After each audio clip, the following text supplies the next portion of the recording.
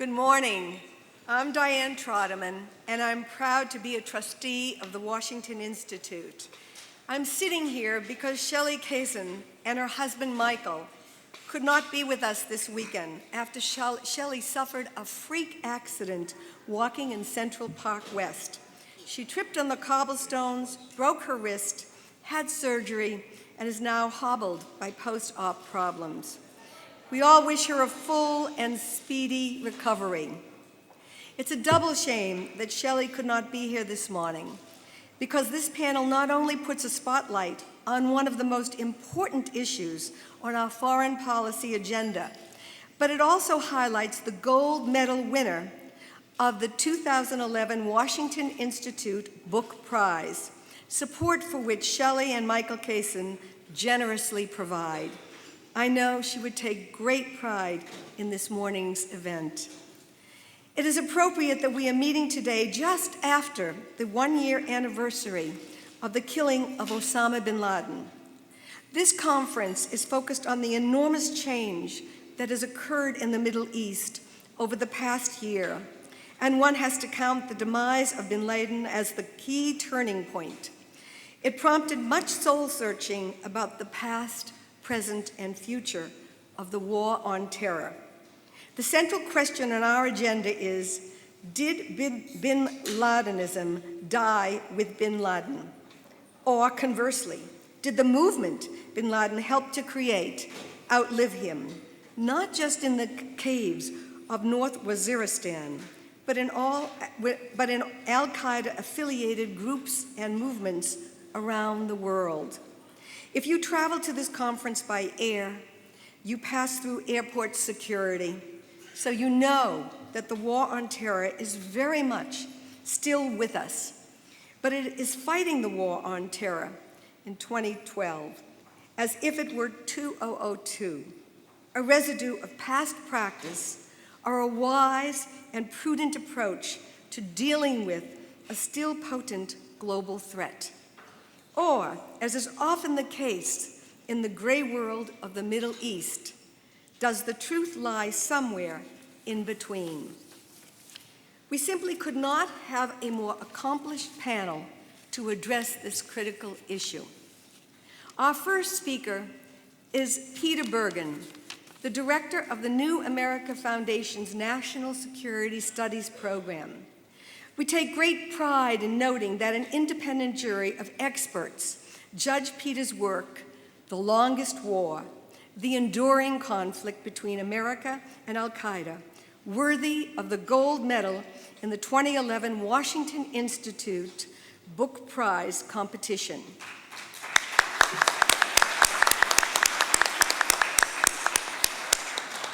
One of the most lucrative awards for nonfiction writing in the world.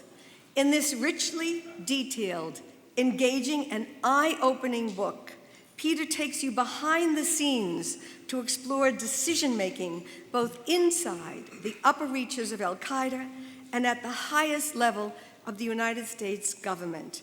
Peter, would you come up here for a minute?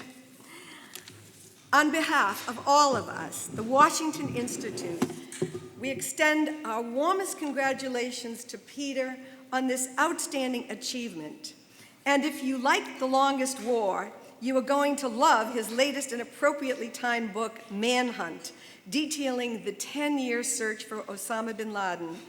We are delighted that Peter is here with us this morning. We are giving him the plaque that I know Shelley and Michael would love to be right here, but maybe we're streaming to them, and so I'm going to say hi.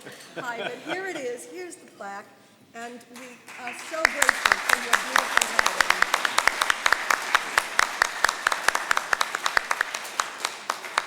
Thank you. Thank you. Speaking after Peter is one of our nation's most distinguished leaders in the fight against terrorism, a good friend of the Institute, Juan Zarate. Juan is currently a senior advisor at the Center for Strategic and International Studies and the senior national security analyst for CBS News. In the Bush administration, he served on the National Security Council as Deputy National Security Advisor for combating terrorism. A former federal prosecutor, he also served as the first ever Assistant Secretary of the Treasury for Terrorist Financing and Financial Crimes. We are very grateful that Juan could join us today. And finally, I'm proud to introduce our moderator for this session, the director of the Institute's Stein Program on Counterterrorism and Intelligence, and a world-renowned expert on terrorism, especially in the Arab-Israeli arena, our own Matt Levitt. Matt.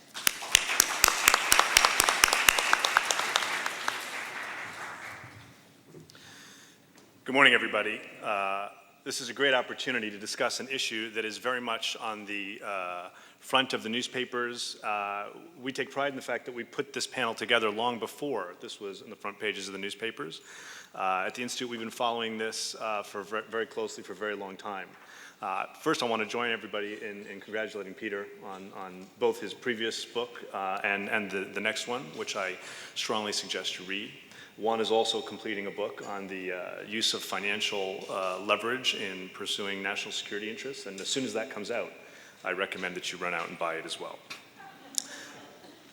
All of this discussion of the implications of the death of bin Laden with this one-year anniversary is to be taken in the context of the larger events that are happening throughout the Middle East in the Arab Spring. So what I'd like to do is jump right into our discussions, starting with Peter, then Juan, so that we can discuss not only what the implication of the death of bin Laden is for what used to be called the war on terror, now the struggle against violent extremism, but also what the Arab Spring has meant for all of this. In other words, has the Arab Spring taken away from al-Qaeda a key element of its radicalization platform, and what does that mean? Strategically now, how do we go forward in fighting this changing threat? We'll start with Peter, please.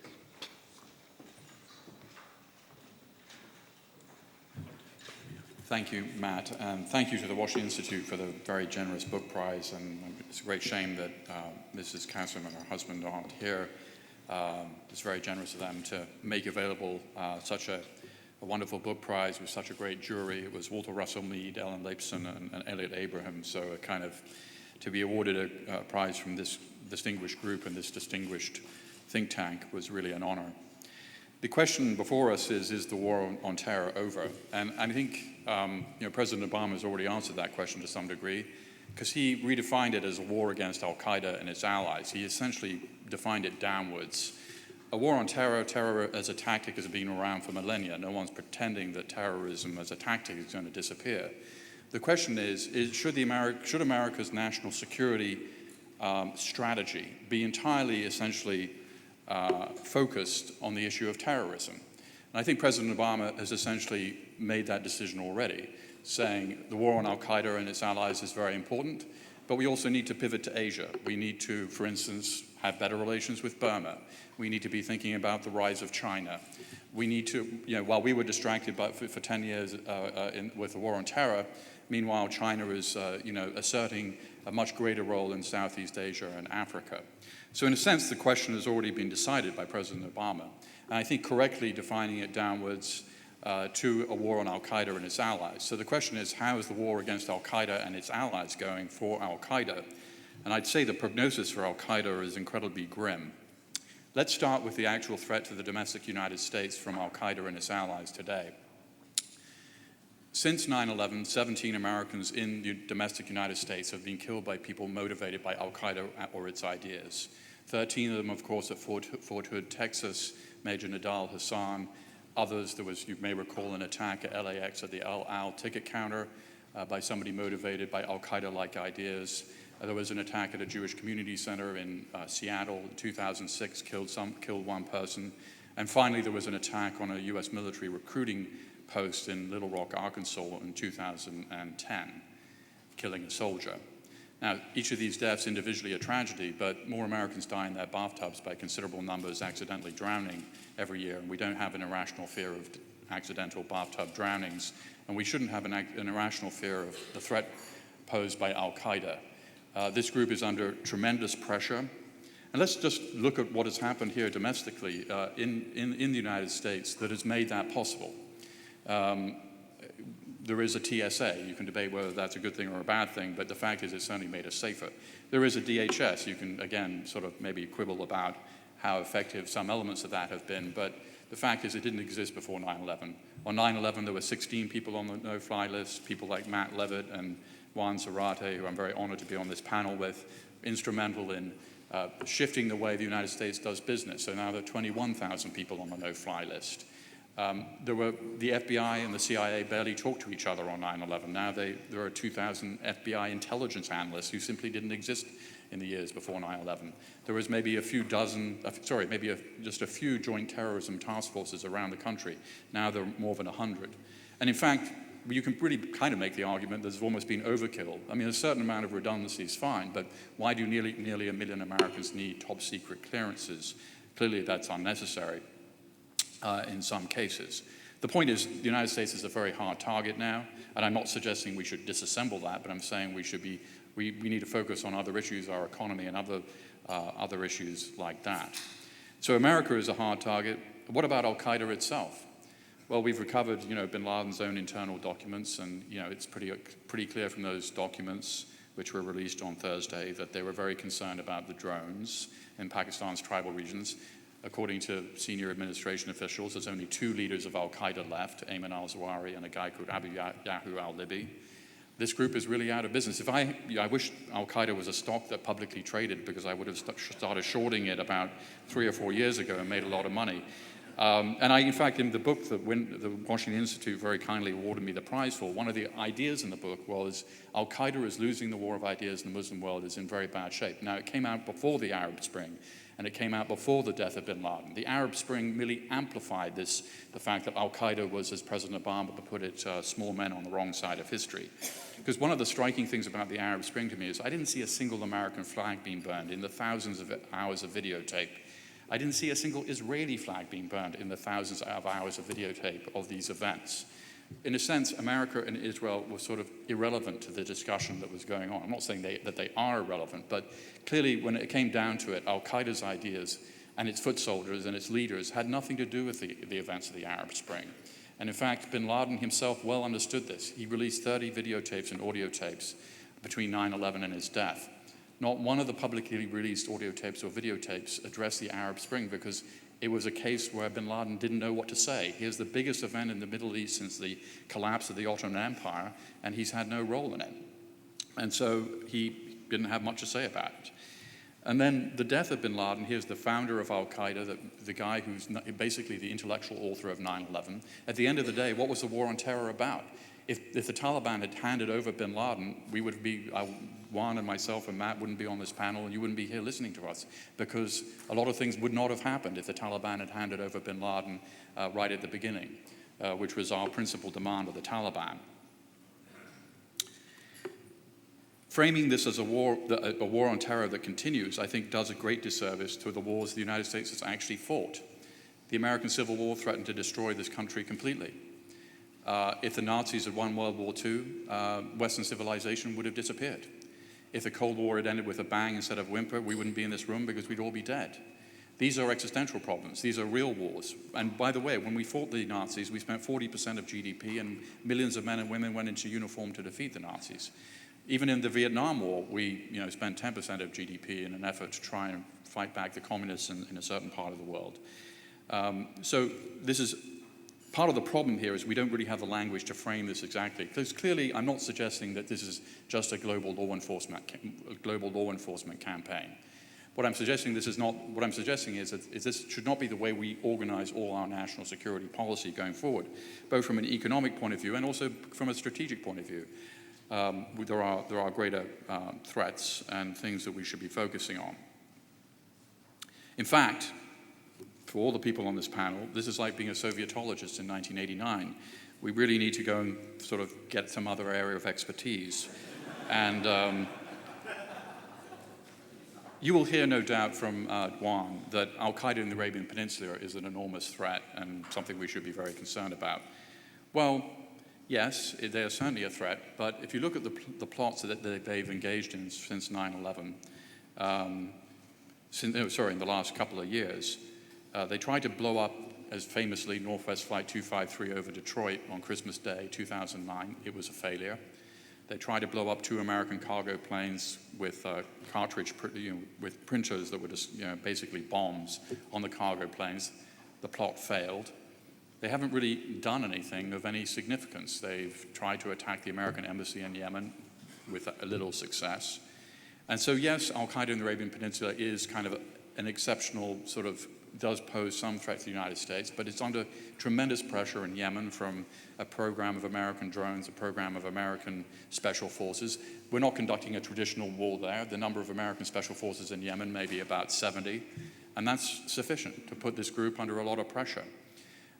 So in sum, it's very easy to say the sky is falling, because when the sky doesn't fall, no one ever remembers. It's much harder to say, and this is why you won't hear it from a politician, although President Obama got close to it in his speech at Bagram Air Force Base.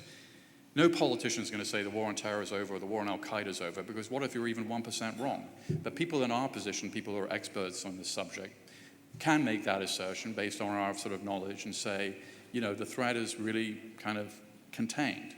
And that's a good position for it to be in.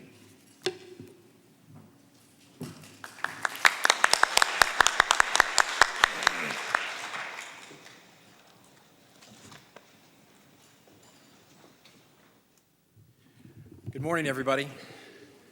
I will be honest, I came here to listen to Peter, and so I'm honored to be on the panel. Diane, thank you for the kind introduction. Matt, thank you very much for your not just leadership for the Washington Institute, but also your friendship. I appreciate it. And Rob, you and Mike Singh and everybody at the Institute, I consider you close friends, and happy to be among friends today. If I'm a little hazy and not able to do fierce battle with Peter Bergen today and his loquacious skills, it's because I arrived late last night, early this morning from Tripoli. So I was there for about a week, which in many ways helps inform some of my thinking. But I think back to a talk I gave to the Washington Institute in April 2008 when I was still at the White House. I didn't give many speeches. The White House didn't let me give many speeches then, but it was one they allowed me to give. And it was one that I think maybe was ignored other than a few counterterrorism experts and specialists.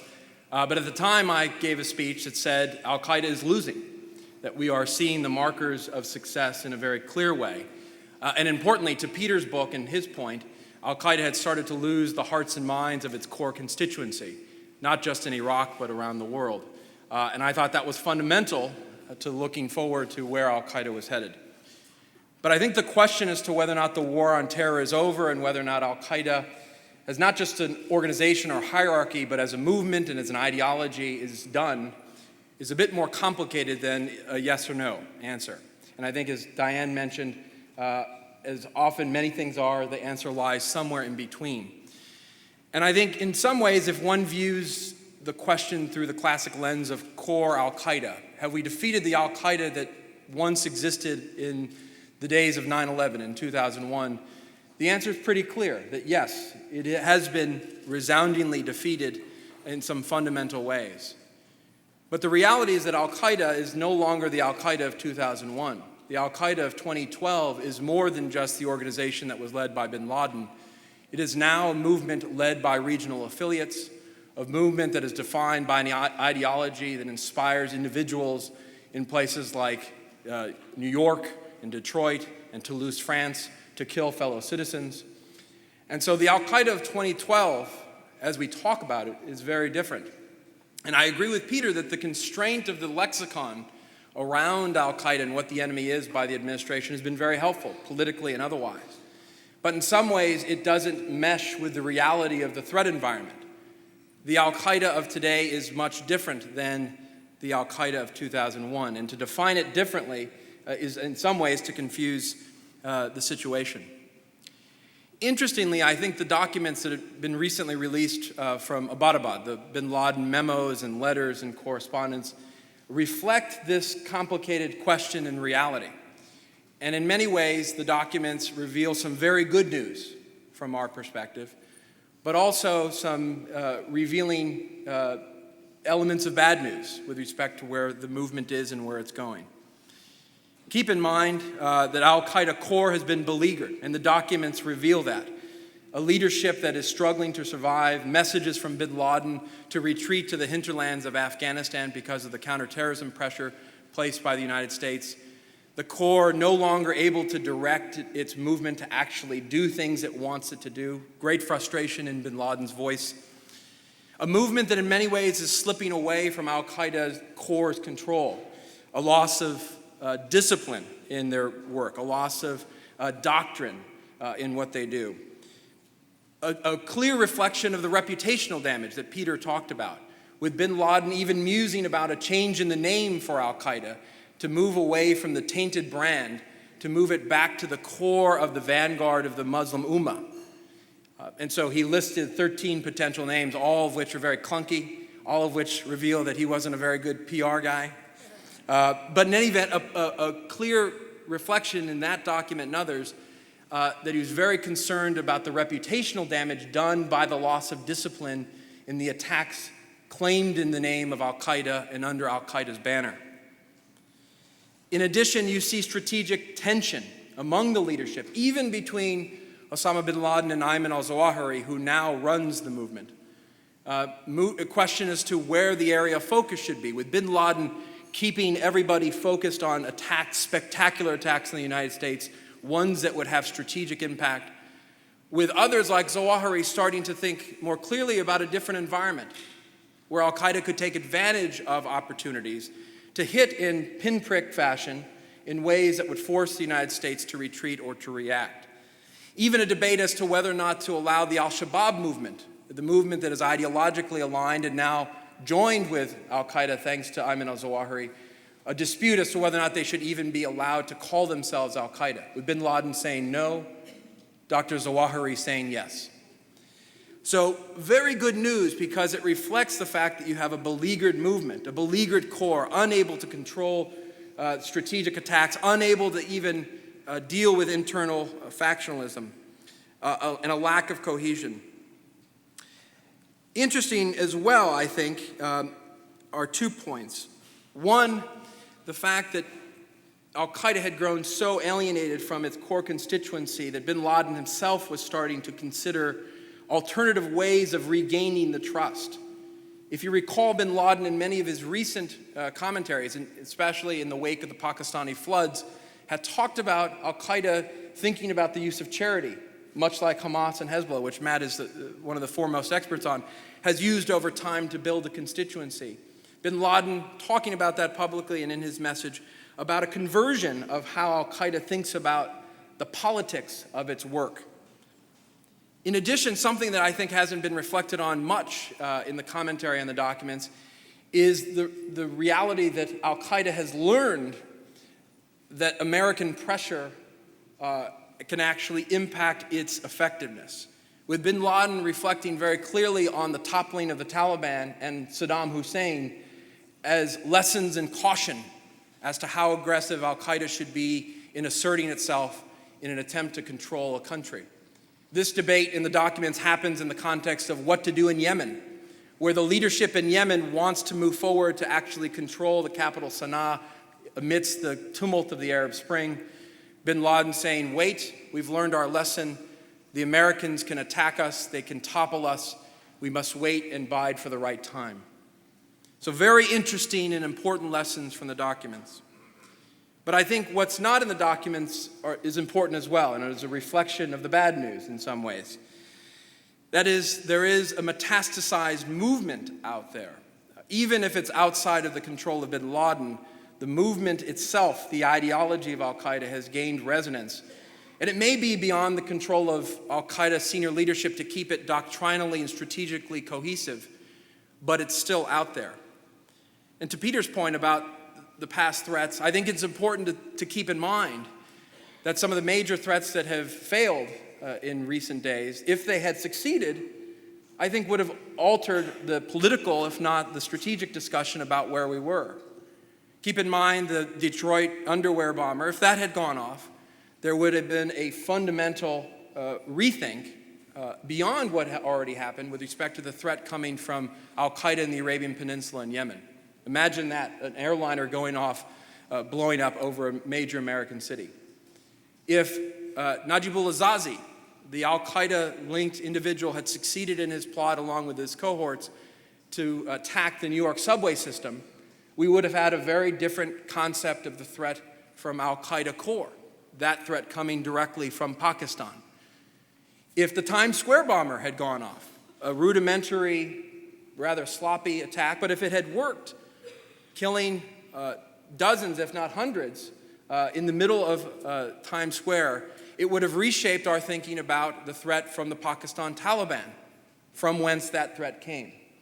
And so those three examples are very simple ones to say that the threat has metastasized and that any one attack could alter our sense of the strategic environment and would no doubt affect the political dynamics around this.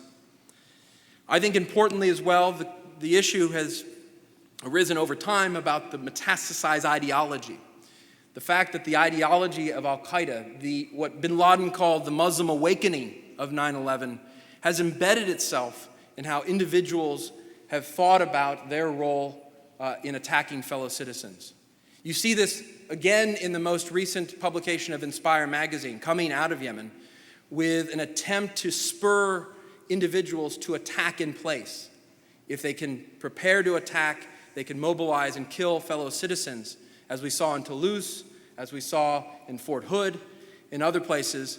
That, in many ways, is an alternate strategy that al-Qaeda has devised and is willing to use. And in fact, it's the one doctrinal strategy that was laid out by Abu Musab al-Suri, the chief, I call him the Che Guevara of al-Qaeda, who laid out in 2004 an alternate starfish model for the movement. That is to say, moving away from a hierarchical-driven organization to inspiring a broad movement of individuals and groups to attack in the same direction. And so that doctrine, that strategy has started to take hold. Another troubling dimension of this is the fact that the very demonstration effect of what al-Qaeda is, what it did with 9/11, what it has been trying to do globally, has embedded itself in the notion of how terrorist groups are thinking about themselves. And so if you look at groups like Lashkar-e-Taiba or other groups that are tied to the Kashmiri conflict like Huji and Huji-B, which is a Bangladeshi version of this, these are groups that have started to think well beyond their regional context. They've thought about global plots. They've thought about using foreign operatives, including American citizens, in planning the Mumbai attacks. And so the global jihadi DNA has in some ways embedded itself in these other groups that have nothing to do with al-Qaeda hierarchically. And then finally, with the Arab Spring, I think we see a mixed bag. Certainly, as Peter mentions, the revolutions that we've seen have not been under the dark black banner of al-Qaeda, nor has the United States or Israel been the central theme of tension in those revolutions. But at the same time, those revolutions have upset the balance in some fundamental ways. Ways that in some ways, if al-Qaeda is patient enough, if its adherents are smart enough, they can take full advantage of. In the first instance, there is a lessening of the security environment that had once kept al-Qaeda at bay in places like Egypt and to a certain extent Yemen. And an al-Qaeda that has now found some weight and breadth in the insurgencies that have awoken in the wake of the Arab Spring. And so, for example, in Yemen, al-Qaeda groups and allied tribes have taken control of actual cities and territory. And al-Qaeda is fighting much more like an insurgency than a classic terrorist group. In Nigeria, the Boko Haram movement has begun to take up the al-Qaeda banner and started to attack not just Nigerian government officials and security installations, but also UN facilities and Western targets. In Libya, you have the potential of al-Qaeda members laying in wait in the east, with many of the foreign fighters that had gone off to fight American soldiers in Iraq, perhaps laying in wait to see what comes of the Libyan elections in June and the government thereafter. And so there is more space, both from a security perspective and ideologically, with the rise of Salafi movements and others in Egypt, for al-Qaeda or al-Qaeda-like individuals to operate. And I think it's very interesting And this I disagree with Peter on, because I think the next chapter of this has to do with whether or not al-Qaeda can actually take advantage of the environment. And interesting that in many ways, when Egypt is the key strategic country and environment at play in the context of the Arab revolutions, with the rise of the Islamists, the rise of the Salafi party, you have at the core leadership of al-Qaeda the Egyptian doctor, who has all along focused on the revolution, the Islamic revolution in Egypt, as the forerunner for the broader global movement. And so in some ways there's a strategic convergence for al-Qaeda with the emergence of Ayman al-Zawahiri as the key leader for al-Qaeda. Because as you see in his statements, he is very much focused on where al-Qaeda fits in the context of the aftermath and the disillusionment and chaos of the Arab revolutions, and how al-Qaeda can take advantage. And so I think the answer to the question is much more complicated than simply we have won the war on terror. I think it's important to articulate that as we leave the battlefields of Iraq and Afghanistan, because al-Qaeda will portray this as the major retreat of the United States. The fact that they, like in the days of the Afghan Mujahideen, forced the American superpower out, forced us into economic retreat. So I think there is some great strategic value to talking about the victory against core al-Qaeda. And I have no political problems with that. But I also think it's important not to be Pollyannish about what we've done and what the threat environment portrays. Because we can no longer view the counterterrorism threat, or for that matter, the war on terror, simply through the lens of al-Qaeda as we knew it in 2001. The al-Qaeda of 2012 looks much different, and we need to think and talk about it differently. And I think, unlike the Sovietologists in 1989, we may be fully employed for many years to come. God willing. So with that, I'd be very happy to answer any questions. And again, I'm honored to be here, and I thank you for the opportunity to be on the panel. Thank you very much.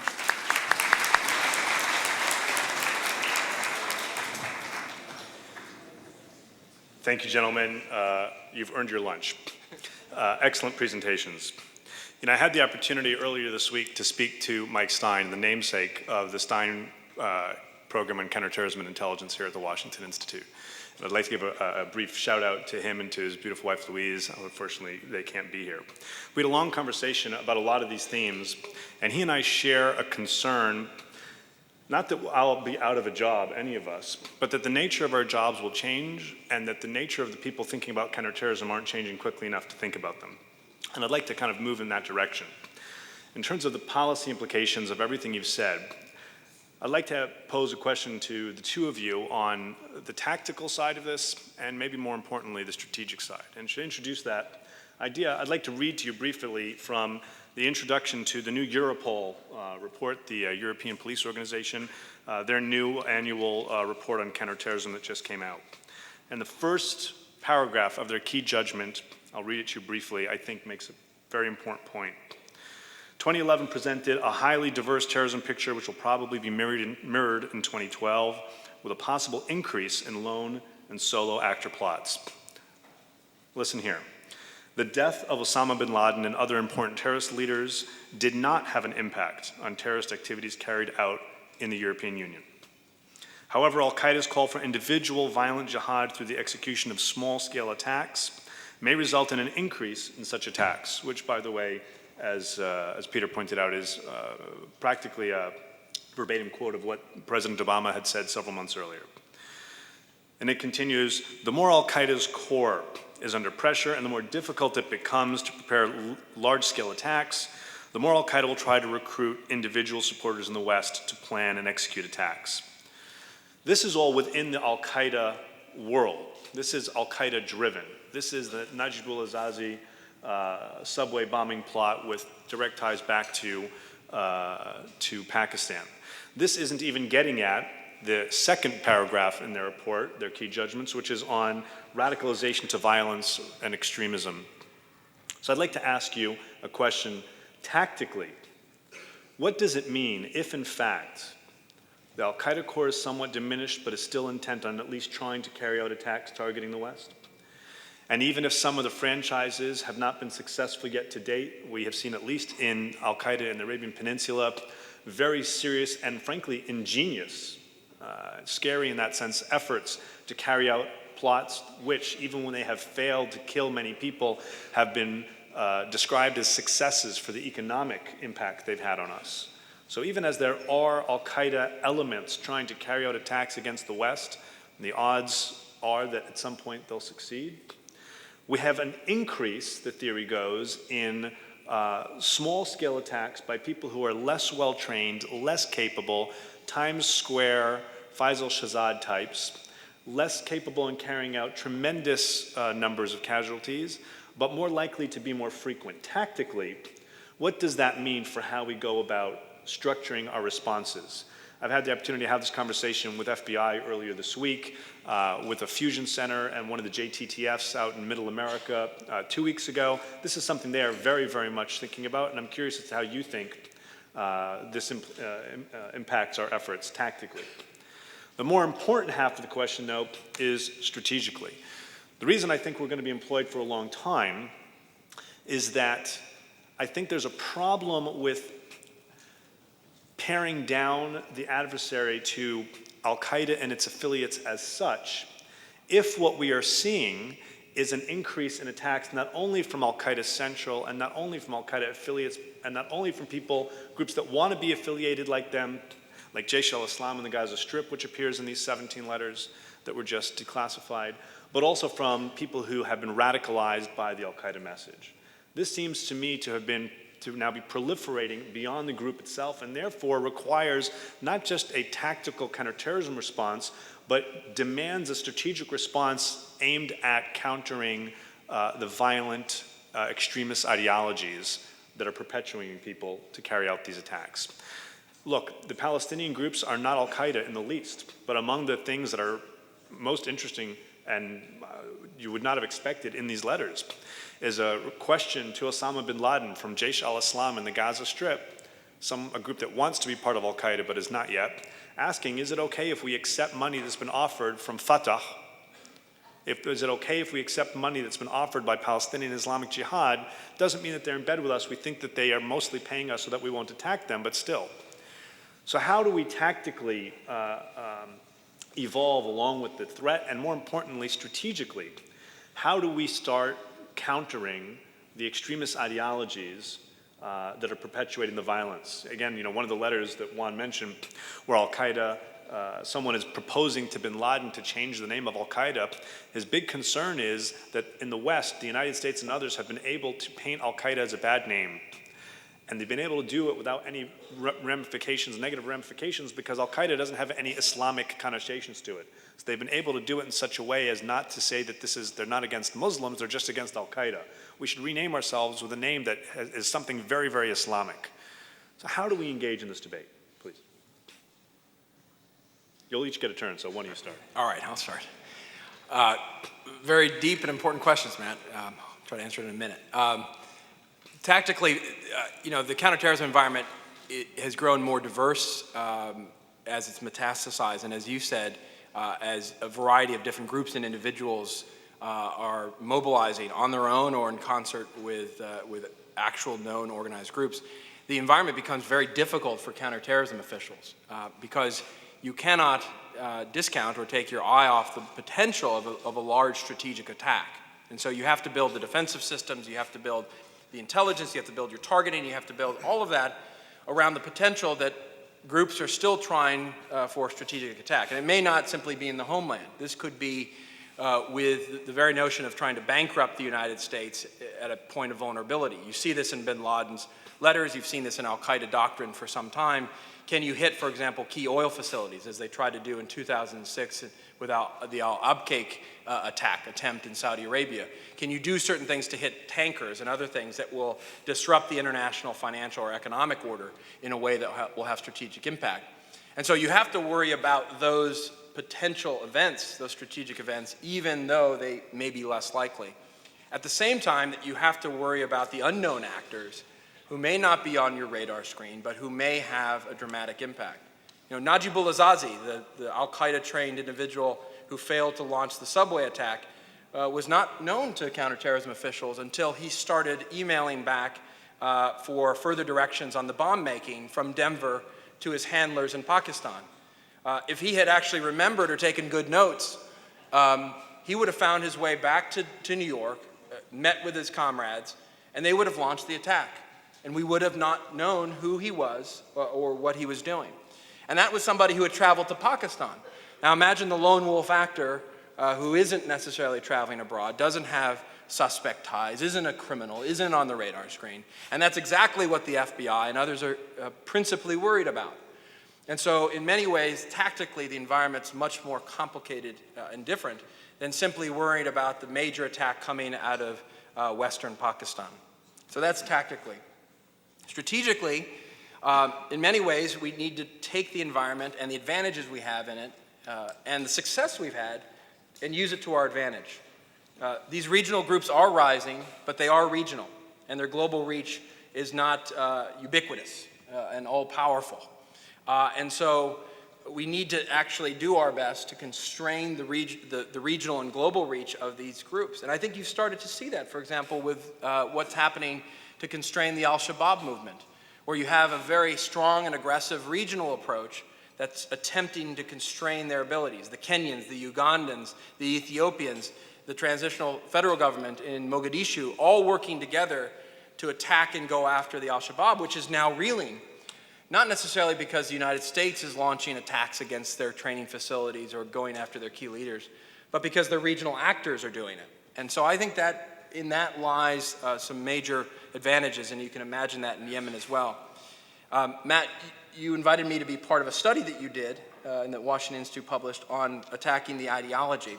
And I think with respect to the individuals and even the regional groups that have started to emerge, it becomes essential to find ways of leveraging like-minded Muslim groups, advocates, credible voices, who can not only attack the physical formations of al-Qaeda that may be assembling, for example, groups in Derna in eastern Libya, but also attack the ideological underpinnings of the movement. And that I think is critical, not just in places like Libya or Egypt, but essential in Dearborn and in Columbus and Seattle and anywhere else where we have seen potential manifestations of the al-Qaeda ideology. Finding the key voices and movements within Muslim communities to actually go after this becomes incredibly important. Because I think one of the things we need to watch very carefully in the context of the Arab Spring is the coming battle within the Islamist movement with respect to the Salafis and the extreme jihadis within these contexts. There may come a time in Egypt and Libya and Tunisia where the Islamists begin to actually confront, and will have to confront, the al-Qaeda types.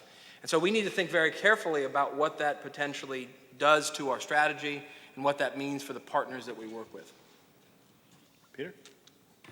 Taking them in reverse order, countering the extremist ideology. I mean, obviously the US government has a huge kiss of death problem, and so we're not, the United States government is not seen as somebody, I think, that is either knows enough about the subject or is a credible enough messenger. The people who have most undercut the al-Qaeda ideology is al-Qaeda themselves, and that was well understood by bin Laden. If you look at the documents that were released, al-Qaeda in Iraq did more damage to the al-Qaeda brand than any other event or group with their indiscriminate killing of Muslim civilians. And the only thing that we need to do is to try and just facilitate that message. And if West Point had a really interesting study of Arab language news accounts of attacks, terrorist attacks in the Arab world. Arab language newspapers were pointing out that most of the victims were Muslim civilians. So in terms of countering the extremist ideology, we're winning that battle. Look at polling data in Indonesia, Jordan, Morocco, Saudi Arabia. They've been losing the war of ideas for a long time. And we just should stand aside, in my view. The question of lone wolves is really a good news story in terms of the context of this question, because there is a certain ceiling that what a lone wolf can do. Let's say Najibullah Azazi had succeeded in Manhattan, he probably would have killed about the same number of people that died on the British underground transportation system on July 7th, 2005, 52 people. There's a very interesting question. Is that a national security problem or is that a second-order threat? And a national security problem is something that reorientates our national security policy entirely. Did that happen after Oklahoma City when 168 people died? in 1995? Did that happen when Pan Am 103 blew up over Scotland in 1988 and 270 people died? And the answer is, of course, no. It was 9/11. And so to help us answer the question, is the war on terror over, I think we do need to think about the capabilities of these guys, not just the real capabilities, not the sort of potential sky is falling capabilities. And if the story is really that we're mostly threatened by lone wolves, then this is really a non-issue, because we didn't kill every Nazi to end World War II. It wasn't necessary. There are still Marxist-Leninists left in the United States on certain college campuses. No one pays them any attention. So this is, I think, where al-Qaeda is. They don't have a huge, there's no huge fifth column in this country of al-Qaeda sympathizers. They're losing the war of ideas in the Muslim world. They're in bad shape. Let me ask you one more question, then we'll open it up to the audience. One of the other things that the U.S. government has highlighted, the Europol report highlights it too, is the increase in extremist group activity, group and individuals in the virtual world on the internet. Scott Carpenter, my former partner here at the Institute, now at Google, and a former co-author of ours on that report you cited. The fourth person on that report was Steve Simon, who's now at the White House and hopefully implementing all the good ideas that Juan stuck into that report. Do we have the right authorities as we move into areas that we didn't previously anticipate? Areas like the virtual world, or certain legal areas. For example, though this is not actually an al-Qaeda example, it has lots of ramifications. Consider the ongoing saga with Ali Musa Dakdouk, the very senior and dangerous Hezbollah operative captured by US forces in Iraq, who is currently, at least as of today, still in custody in Iraq, but we fear may be released to the Iranians quite soon. Or for that matter, consider Khalid Sheikh Mohammed, who today, this morning, as we sit here discussing at Lansdowne, is having his latest hearing at Guantanamo Bay, Cuba. Do we have the right authorities to deal with this evolving problem set? Great question, and I'm glad you raised Dakdouk, because I think that's a reflection of a broader problem. To the extent that we have framed not just our strategy, but our legal framework simply around the al-Qaeda threat, we are not necessarily dealing with some of the complexities of this changing threat environment, and frankly the reality that you're facing other terrorist threats beyond the Sunni extremist threat, like from Hezbollah potentially. And so I think, again, to Peter's point, the constraint of the lexicon around the war on terror, simply around al-Qaeda, has actually not allowed us to have that very debate. Do we have the right policy strategies and legal framework to deal with these other kinds of threats? And I would point to three things. One, we are seeing an ongoing debate currently about how to think about the threat from groups like al-Qaeda in the Arabian Peninsula, when in fact it starts to look like a local insurgency, but has embedded in it a global jihadi threat, such that there's a question as to who you can target, how you can target, who you could potentially detain or question as a result. Are all members of the group targets of our authorities and a threat, or just those who are seeking to attack the United States today or tomorrow?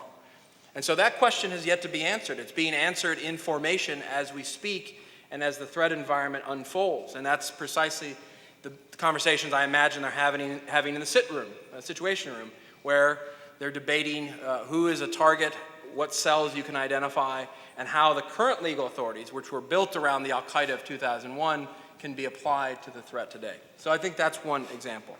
The second is a very good one with Dakdouk, the Hezbollah member captured in Iraq who was training Shia militias to attack American soldiers. We've asked for his extradition, despite the fact that he was in our custody until the point of handover of authority to the Iraqis. And we've asked for his extradition to have him tried in a military tribunal. And so it would be the first non-al-Qaeda member who would be subject to a military commission. Yet we have not had the debate as to whether or not, for example, the authorization for the use of military force, which is the justification that the Obama administration has used for everything under the sun that it has done, much of which is consistent and continuous with what the Bush administration has done. How does that authority apply when that authorization was simply around the al-Qaeda movement and the related groups tied to 9/11? And so how does the military commission apply to Hezbollah members, perhaps captured abroad or in the United States, who are planning to attack U.S. interests? That is yet unsettled. And finally, if you look at the cyber domain, and I think this also goes to the question of enlisting partners who can perhaps not have the taint of the U.S. government, but can be credible actors. What is the relationship between the public sector and the private sector? When in many ways, for example, in the cyber domain, it's the private sector that has not only the domain, 80% of the infrastructure on the internet is held by the private sector, has much of the expertise, and has the ability to cooperate with the U.S. government. What does that relationship look like, given that we have historical constructs that don't necessarily allow for close coordination on national security issues between the public and private sector? And so that's a key legal question that goes to the heart of the ideological debate, as well as what happens in the cyber domain. So it's a great question, Matt. Juan is the policymaker and the lawyer, so I'm going to leave those to him. Let me just add that we do have with us the current head of the Center for Strategic Counterterrorism Cooperation at the State Department, which has done fantastic work. The Institute's been doing some good work with them. We had his predecessor out. We anticipate having you back out. And one of our latest fellows, Aaron Zellen, who is going to be doing work on some of these issues for us and runs jihadology.com, it was something, Aaron, on your website that the State Department's Center for Strategic Counterterrorism Cooperation cited, where one of the al-Qaeda forums told its participants to be careful of what they said online because the State Department was doing such good work in countering their message. So kudos to the both of you. I'd like to open up questions to the floor right now. As Dennis said before, it is kind of difficult to see with the bright lights. We'll take 2 or 3 questions in a row. Please do identify yourself, and we will get as many questions as possible. First, over here, right under the bright lights. Gary Hames, I'm a trustee of the Institute. I had a question relating to both recruitment and funding. Is al-Qaeda able to recruit and reconstitute themselves, or has that diminished, and if so, why? And similar on funding, what have been their funding sources? Have those dried up at all, or is the money still flowing? Thank you. Let's go all the way over here to the left to the guy who pays my salary. Coincidentally, it's the only reason I'm picking on you. I'd like to ask you a hypothetical question. I do it with a bit of trepidation, knowing that this is beaming live even into Waziristan. But one has to assume that the few guys who are left, as you suggested, Peter, who are running this operation in al-Qaeda, have some sense of their difficulty. And any smart CEO or any smart organization would be reevaluating their method of operation and how they go about what they're going to do. So if you can put yourself for a moment in the shoes of the other guy, both of you, if you were running al-Qaeda and you were in the difficult situation that you gentlemen have just described that you're in, and you had a long time horizon, because al-Qaeda has a time horizon which doesn't end tomorrow, what would your new strategy be? And how would you begin to implement it? And how then, putting yourself back in the shoes that you currently wear, how would we know that you have that new strategy? Before I take the third question right here with Bud here in the front, if someone can bring him a mic, I'll just add, we need to take, with some grains of salt, if someone could bring a mic here to the middle, thank you, some of the new information that has come out in these documents. We're talking about a sum total of 17 documents out of many, many, many, many thousands. I think the first public U.S. government description was at our last conference, Rob, last year, where the National Security Advisor said it's the amount of material seized in Abbottabad was the equivalent of a small U.S. liberal arts college's library. Please, Bud. Bud Leventhal, trustee. How important is public support in this conflict, identifying extremist Islamic groups as a threat versus the use of political correctness in identifying the threat as terrorists? Okay. Peter, would you like to start? On the funding, al-Qaeda had serious funding problems. In fact, the documents that have been recovered indicate that they were sort of defaulting to kidnapping. And bin Laden, I interviewed the Pakistani investigators who debriefed the people on the compound. Bin Laden was paying the two brothers that were protecting him about $100 a month. And I was able to read the electricity bills and gas bills at the compound. 24 people live there on a building the size of about an acre.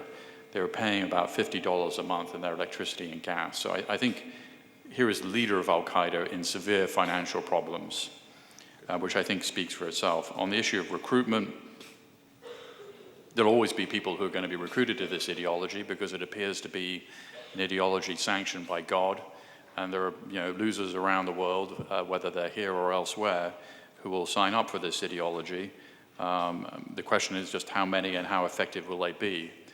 The invasion of Normandy was not conducted by a loose network of like-minded individuals. It was conducted by the US military, the most organized group in the world. And so I think if you take away the organization from these groups, as we've effectively done, take away their training camps, it's one thing to sort of read jihadi literature on the internet. It's quite another to be an effective terrorist. Usually you have to go to a war zone or a training camp, and we've been pretty effective about making that harder and harder. So whether people are self-recruiting in the future, the question is what kind of training will they get after that, and the extent to which we can make sure they don't will be helpful. To Rob Satlov's very interesting question, if I was advising Osama bin Laden after the Battle of Tora Bora, where bin Laden was almost killed in December of 2001, I would have said, hey, essentially everything you've tried to do has been a failure. You try to get the United States out of the Middle East. They're in fact here in Afghanistan. The base, al-Qaeda, we just lost our best base ever. We just lost the only government that ruled according to our precepts, the Taliban. We should really reevaluate our strategy, and here's what we should do. We should focus on doing something a lot easier, like overthrowing the Saudi monarchy, rather than destroying the United States, or overthrowing the Mubarak government. They never had that discussion, because bin Laden ran the organization as a dictatorship. Will they ever, become more realistic in their goals? Is an interesting question. Would we ever know about it? Would they ever publicly announce it? My view is they would publicly announce it. After all, they announced their strategy of attacking the United States on CNN. It wasn't a secret in 1997. So this is a group, all you have to do is look at their statements to see what they're thinking. On the final issue of, just a side note, there were 6,000 documents recovered. Do the 17 from the compound, do the 17 that we've seen reflect bin Laden and al-Qaeda? I think broadly speaking, yes. A lot of those other documents were, household receipts or things that are sort of non-relevant. Clearly, the US government's release of things that tend to make al-Qaeda look baddest. And this is a case where our public diplomacy succeeds in this instance. Great series of questions. I'll just piggyback off of Peter. In terms of the funding, in many ways, the metastasizing of the threat itself is matched by the balkanization of the funding. And so, again, there's less of a centralized bank account, if you will, at least conceptually, and more of a retreat to regional groups and methods to raise funds. And so al-Qaeda in the Islamic Maghreb has perfected the art of kidnapping for funding in the millions of dollars. This is precisely why bin Laden was beginning to think more aggressively about that as a principal role of fundraising in Pakistan and Afghanistan. You have groups like al-Qaeda in Iraq that have used common criminal activities, including online and bank robberies, to raise funding. You have the al-Shabaab movement, which has been the most creative, actually, with the help of some of the Somali businessmen that they've co-opted, and folks like Jumali, who have long been al-Qaeda allies, to use the tax and customs system, given their control of ports like Baidoa and control of territory, to actually use customs duties and other things to raise funds, as well as trade-based money laundering, the export of charcoal, believe it or not, and the import of sugar as a way of over-invoicing and raising funds, which is why the UN has put a ban on export of charcoal out of Somalia. So if you're wondering why that happened, that's why. So in any event, the funding has balkanized and regionalized in a way, and in some ways makes it easier to deal with because it becomes a more local law enforcement type problem to the extent that you can get at it. In terms of, Rob, your question about strategy, not to give them too much ammunition in Waziristan, but the first thing I would say is have patience. One of al-Qaeda's strengths is precisely what you indicated, which is they are working in terms of millennia, not in terms of 2 or 4 year electoral cycles. And so that plays to its advantage, whether it's in terms of survival, in terms of weakening American resolve, or in terms of dealing with the disillusionment and chaos that comes from the Arab Spring. So fundamentally, I would say we need to be patient, we need to survive where we can. In terms of core leadership, I would say not only keep your head down in terms of the leadership, which they're trying to do, but also try to find a way of leaking out some of the core leaders out of Iran who remain in Iranian custody, but form the last remaining stronghold of the old al-Qaeda core. These are some of the key theologians as well as strategists for al-Qaeda. And so that group becomes very important. And if you could imagine a conflict between Israel and Iran, or the United States and Iran, as the last panel was discussing, al-Qaeda could think about taking advantage of that environment to pull some of its core leaders back and create some depth of strategic leadership. I would also say probably 3 things in terms of sub-level objectives, thinking strategically here. I would say be further parasitic, find ways of leveraging both the groups that are ideologically aligned with you, like Lashkar-e-Taiba, Jaish-e-Mohammed, or others, as well as conflicts that play to your advantage. For example, the conflict between the Muslim North and the Christian South in Nigeria. Take full advantage of that to embed your ideology, maybe a couple of your operatives to the extent you can, and to give a sense of shadows of al-Qaeda throughout the world. I would hit key economic targets because in the wake of all of the economic dislocations, in particular in Europe, there will be heightened sensitivity to dislocations in the commercial or trading system. And I would also find, and I've always been amazed that they haven't done this more, find ways of targeting Israel and India more directly as a way of shifting the ideological frame and harnessing the popularity of attacking Israel and India and the groups that are tied to those activities in a more direct way. And so that would be my advice to al-Qaeda. In terms of public support, I've always thought you have to be open and honest about the threat that you're facing. At the same time, you need to be careful and cognizant of the fact that words matter in this battle. And so the way we describe the threat matters, and the way we talk about what we're doing matters. And for that matter, I think, as I mentioned in my remarks, the way we withdraw from Afghanistan is a critical moment. Because if we withdraw under the sense of defeat and a beleaguered American populace and military, that will be a wind in the sails of al-Qaeda and the Taliban that actually could serve them quite well. If we retreat with a sense that we have done our job, that we've actually accomplished many of our goals, may not have been perfect, may have been too costly, too long, but we've actually done much of what we set out to do. To the extent it's honest, we need to proclaim it, and we need to be honest about it, understanding that there's an ongoing ideological battle of ideas reflected in the documents that bin Laden was musing about. So those are my thoughts. All right, we have time for a few more questions, cognizant of the fact that we are what is standing between you and lunch. So first, right here in the middle, please. Just if you could just wait for the mic, please. Thank you. My first question to Matthew many, many years ago was, should I be afraid when I go over the George Washington Bridge? With all this hue and cry over the police force in New York, and the hue and cry over the people going into the mosques, do I have a worry again? Okay, right up front, please.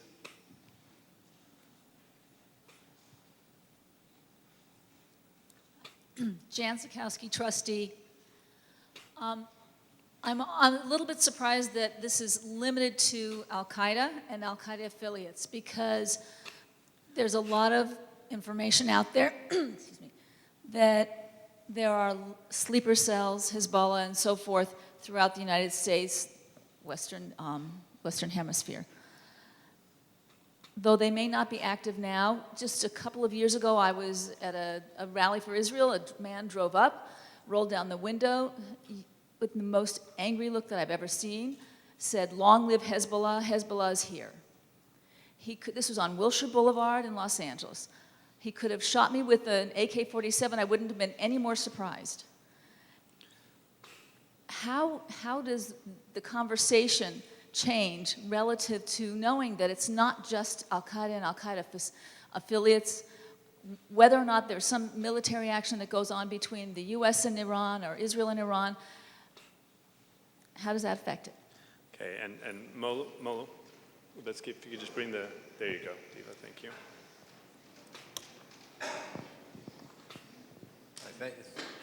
Thank you, Matt. Moses Levitsky, I'm a trustee for the Washington Institute. And my question is this, it's similar to the question that was just asked, but you know, I listened to all this, it seems to me, are we mischaracterizing the problem and the issue? I mean, is the issue really al-Qaeda, who has a set of tactics, or is it really, you know, radical Islam, Islamic extremism in all sorts of different flavors? Do we really care whether it's Hamas or Islamic Jihad? They're both movements that have more or less the same purpose, and they all learn from one another. So some of these organizations take up al-Qaeda's tactics without actually being al-Qaeda, and all this is kind of broadcast and shared. So is the characterization for politically correct reasons is a mischaracterization? Why don't you guys start, and we'll get down to New York, and I'll add my 2 cents. Well, let me answer that I think legitimately Hezbollah and the possibility if there is a conflict with Iran and what they might or may not do, although interestingly, when they've tried to attack in the recent months, they seem to be quite amateur in their efforts in the attacks we saw. You know, something we haven't discussed either at this conference is the threat posed by eco-terrorism eco-terrorists and anarchists and right-wing terrorists in this country. And we at the New America Foundation have looked at every terrorist case since 9/11, and we found that people motivated by jihadi ideology have never attempted a chemical, biological, radiological, or obviously nuclear attack in the United States since 9/11. But interesting, right-wing militia, people motivated by extremist rightist ideas, in 4 cases since 9/11 have been building radiological weapons. In one case, a guy who had inherited $2 million was using his inheritance to build what was going to be a very serious radiological weapon. And so, you know, we have a sort of Maginot Line problem here in a sense, which is, and I don't want to inflate the threat that we face from other forms of terrorism, but it does exist. And it's not simply those motivated by jihadi ideologies. Other ideologies are problematic too.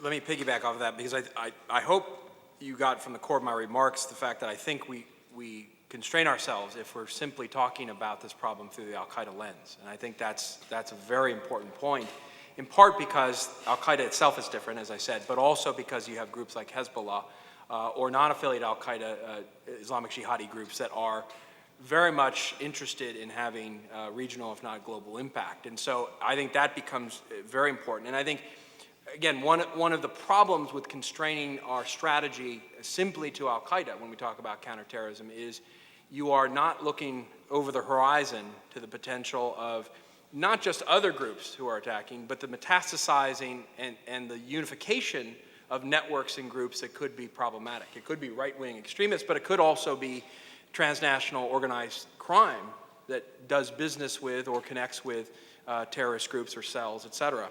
And so I think there's a challenge here, and I think the challenge of the next 10 years, beyond what we've confronted, is how do we use the tools, the techniques, the strategies, the legal framework that we've applied to al-Qaeda to the potential threats that are to come without creating a sense of dread so that we're not afraid to drive over the bridge or get onto the subway. And in that regard, I think we need not be afraid. I think the work that has been done from a counterterrorism perspective has been incredibly effective. I think those who have questioned our reaction to 9/11 have often forgotten, given the luxury of where we are in 2012, the incredible work that has been done by the NYPD, Commissioner Kelly, and others to actually prevent attacks and to put in place the systems that actually make us safe and secure.